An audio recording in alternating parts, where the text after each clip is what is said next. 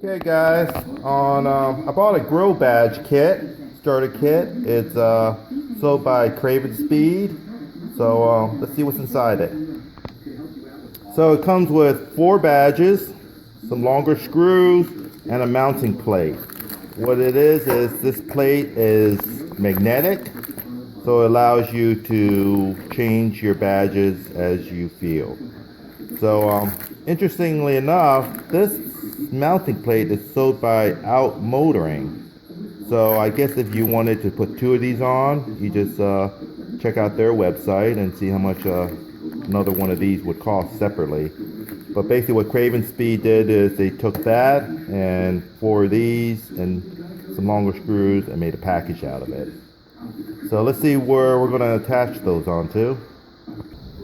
Okay, this is my grill on my MK2, which is an R56 2009 Mini Cooper.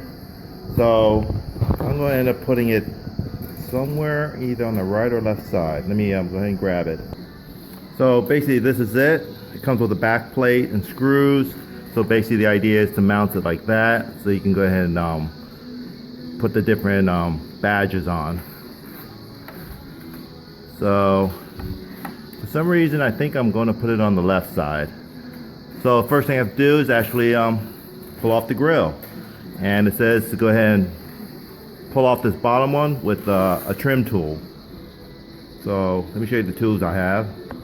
So these are tools I think I might need. I'll show you some other ones if I end up using those. So these are just trim tools, and one of those take off the snapping ones too.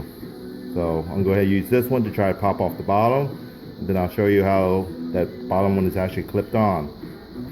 Okay, I got the bottom trim off. So I think this one car must have been in a front end accident one time, because there's a sticker on this one, and I don't think they normally have this type of sticker on it. So basically what's holding it on, I was trying to see what's holding on. You have this clip on either side right here. You see that little ramp thing that clips, and you have one on this side, a little clip, and that clips into here underneath this clip right here.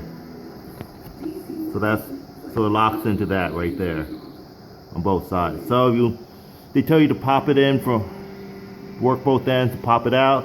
So you pop it off there and it slides out. On mine, seems like this tab, I don't know if I broke it or it's already broken. So we get a focus here. This is normal. This one looks like it's a little shorter, snapped off a little bit. So got the bottom off. So next is to take off those 4 top pieces right here. Okay, I got the 4 fasteners, trim fasteners out. I use this tool, but you could probably just use a screwdriver if you don't have that tool. You basically pop out that center piece a little bit, and then you can pull the whole thing out. Word of advice: when you take out these end ones, make sure you're holding on to them well, otherwise they'll fall down in there and you have to fish them out with a stick and tape on the end to get it to stick to it. So it should be loose now, and I should be able to take it off. Okay, so you got release the tabs on down here. I can see that this was probably there was a fix for the front end, because they didn't line this up and snap it into this slot here. So I think you push down on these tabs, and then it should pull forward. Okay, actually the tabs, if you're facing the car, this one you push to the left, and for some reason this one you push to the right, and that will release the whole unit. So let me see, that's what those look like that's holding it in right there. There's the one on the driver's side, the middle one, and the passenger. So this might be a good time to clean off your air conditioner and radiator coils if they look really dirty. Another project I'm going to work on, which I'll do a video on as soon as I get all the parts, is I did a video on changing this out, that air silencer, and this is a 2.5-inch air intake.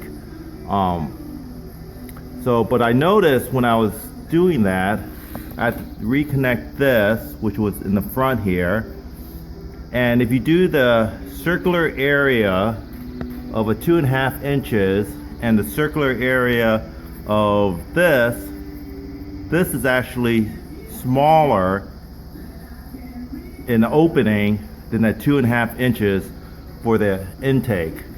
So it's kind of like, why would they engineer something like that where it's restricting the air at the intake, but they have a 2.5, a larger after it.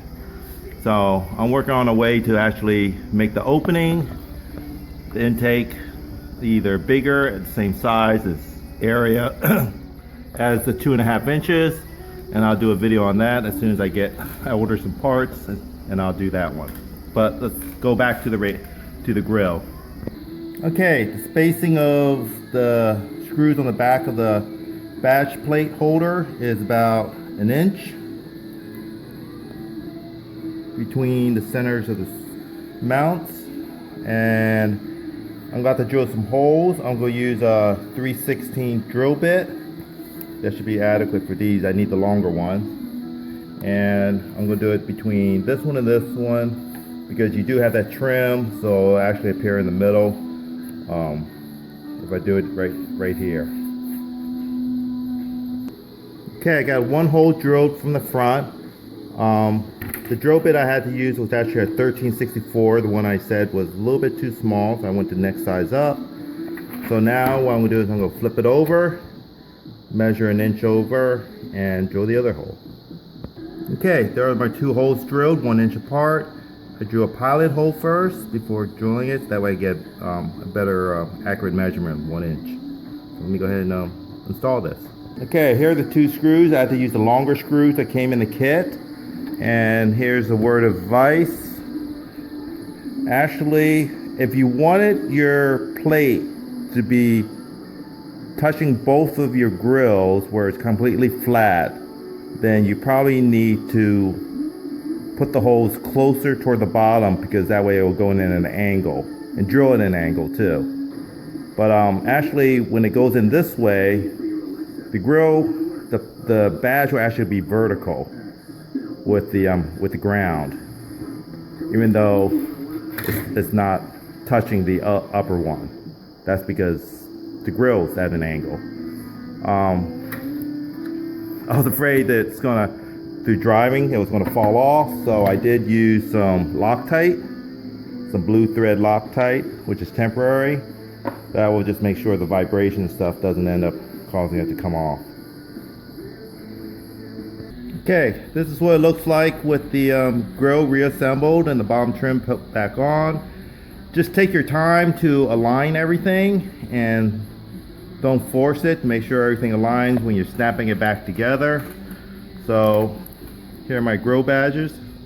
So basically it's magnetic, so I could stick that one on, or if I feel like it, I could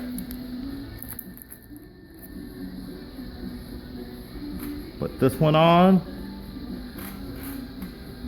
or put on the one where I bought the stuff from, Craven Speed, out in Portland, Oregon. Or I'll probably never use this one, the British one, because I'm not British. So if everyone wants this, let me know. I'll send it to you for free. Wow, basically free. The cheapest. Wait a minute, hold on. Okay, yeah, so if anyone wants this British one, let me know. And whoever responds, I'll send it to you. And obviously, I'll send it the cheapest postage I can if you want this British one, because I don't think I'll ever put it on. So there it is. That's how you put on a badge plate on your grill. I'm gonna do a video on how to fix the air intake, so the intake is the same size as going through the whole 2.5-inch pipe. So thanks for watching. This was a cool video in terms of, doesn't make your car go faster, but make it look cooler. So thanks for watching.